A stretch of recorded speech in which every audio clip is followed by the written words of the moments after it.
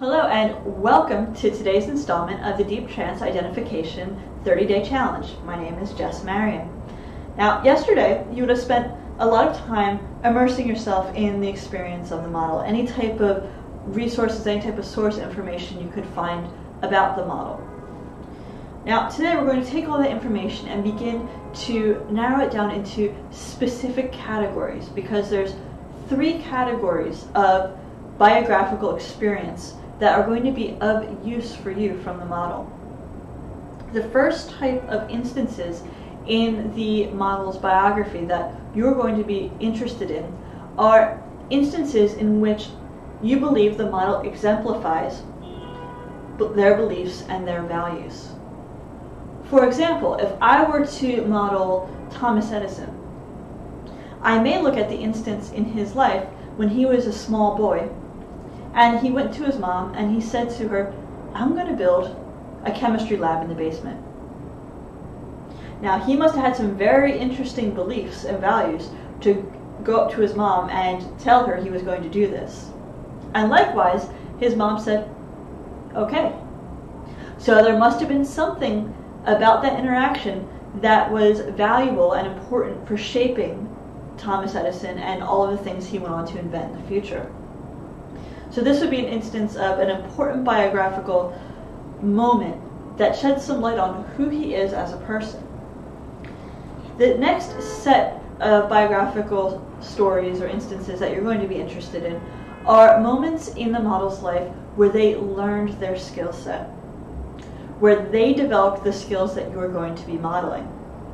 So if I were to model Milton Erickson, for example, to enhance my hypnosis skills, I may read about the instance when he was overcoming the effects of polio and taught himself to walk again by using the power of imagination, and how he integrated his mind with his body to regain full movement of his arms and legs. Now, on the surface, that may not seem like it has a whole lot to do with learning hypnosis. However, if we look more deeply into it, it provides a tremendous amount of information about how to solidify the communication between the conscious and the unconscious mind. The third set of instances for you to focus on are moments in your model's biography where they refined those skill sets, where they refined their abilities, the things that you're going to be modeling. So these are going to be moments in the model's life where they've continued to not only demonstrate the skills you'll be modeling, but they've added to them. They've developed more. They've continued on their life journey. So if we went back to, for example, the Thomas Edison example, I could look at when he decided he was going to start a printing press on the train that he was working on at that time. And this comes back to if I was modeling his skills in terms of inventiveness. Who thinks to start a printing press on a train? Thomas Edison did. This was a moment where he was, once again, unconsciously for him, refining his inventiveness. Now, you can also take instances when the model consciously refined their skill set. If we look at Milton Erickson, he spent a tremendous amount of time working in a psychological lab where he tested over and over again the power of hypnosis in different areas to do different things for clients. So I may want to take some of those stories that he tells about his experience in the field of research, or when he was working in the mental institution in Wisconsin, as being a way of looking at him and seeing how he continued to build his skill set as a hypnotist.